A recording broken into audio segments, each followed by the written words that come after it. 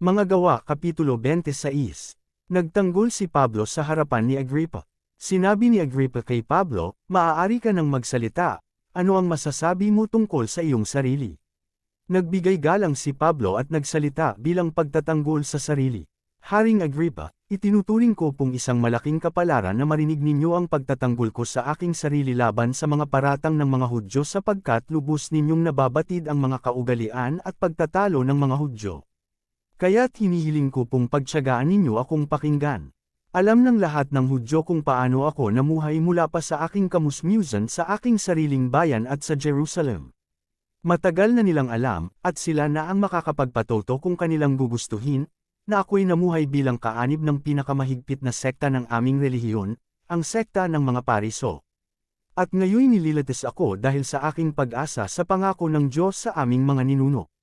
Ang pangako ring iyan ang inaasahan ng aming 12 lipi kaya't sila'y time na sumasamba sa Diyos gabit araw. At dahil sa pag-asa ring ito, Haring Agrippa, ako'y pinaparatangan ng mga Hudyo. Bakit hindi mapaniwalaan ng mga naririto na maaaring muling buhayin ng Diyos ang mga patay? Akala ko rin noong unay dapat kong gawin ang lahat ng aking magagawa laban sa pangalan ni Jesus na taga Nazareth. At ganoon nga ang ginawa ko sa Jerusalem. Maraming Kristiyano ang aking ipinabilanggo batay sa kapangyarihang ibinigay sa akin ng mga punong pari ng mga Hudyo. Isa rin ako sa mga humatol ng kamatayan sa kanila. Pinupuntahan ko ang bawat sinagoga, at sino man sa kanila ang abutan ko roon ay pinaparusahan ko upang piliting magsalita laban kay Jesus. Sa tindi ng puot ko'y pinag-uusig ko sila kahit sa mga lungsod sa ibang bansa. Isinalaysay ni Pablo kung paano siya sumampalataya. "Mahal na Haring Agrippa, iyan ang layunin ng pagpunta ko sa Damasco, taglay ang kapangyarihan at pahintulot ng mga punong pari. Nang katanghaliang tapat, habang kami naglalakbay, nakita ko, Haring Agrippa, ang isang nakakasilaw na liwanag mula sa langit, ito'y maliwanag pa kaysa sa araw. Totoong nakakasilaw ang liwanag sa paligid naming magkakasama.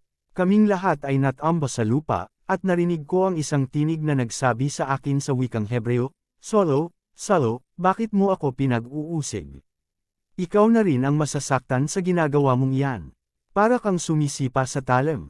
At itinanong ko, "Sino po kayo, Panginoon?" At kanyang sinabi, "Ako'y si Jesus na iyong pinag-uusig. Tumayo ka, nagpakita ako sa iyo upang ikaw ay isugo, upang magpatotoo tungkol sa nakita mo ngayon at sa mga ipapakita ko pa sa iyo. Ililigtas kita mula sa mga kababayan mo at sa mga hentil na pupuntahan mo sa pangalan ko. Isusugaw kita sa mga taong iyon upang imulat ang kanilang mga mata, ibalik sila sa kaliwanagan mula sa kadiliman, iligtas sila sa kapangyarihan ni Satanas at ibalik sa Diyos. At sa pamamagitan ng pananampalataya nila sa akin, sila'y patatawarin sa kanilang mga kasalanan at sila'y mapapabilang sa mga taong tinagyang banal ng Diyos." Isinalaysay ni Pablo ang kanyang paglilingkod. "Dahil dito, Haring Agrippa, hindi ko po sinuwi ang pangitain mula sa langit. Nangaral ako, una sa Damasco, saka sa Jerusalem at sa buong lupain ng Judea, at gayon din sa mga hentil. Ipinang-aral kong dapat silang magsisit tumalikod sa kanilang mga kasalanan, lumapit sa Diyos, at ipakita ang kanilang pagsisisi sa pamamagitan ng mga gawa. Dahil dito'y hinuli ako ng mga Hudyo habang ako'y nasa templo, at nais nila akong patayin. Ngunit hindi ako pinabayaan ng Diyos, kaya't ngayon nakatayo ako rito at nagpapatotoo tungkol sa Kanya sa lahat ng tao, anuman ang katayuan nila sa buhay.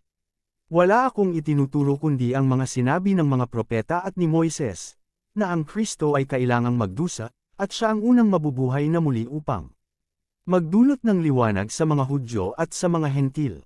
Habang nagsasalita pa si Pablo, malakas na sinabi ni Festo, "Nababaliw ka na, Pablo. Sa kaaral mo'y nasira na ang iyong ulo." Ngunit sumagot si Pablo, "Hindi ako nababaliw, kagalang-galang na Festo.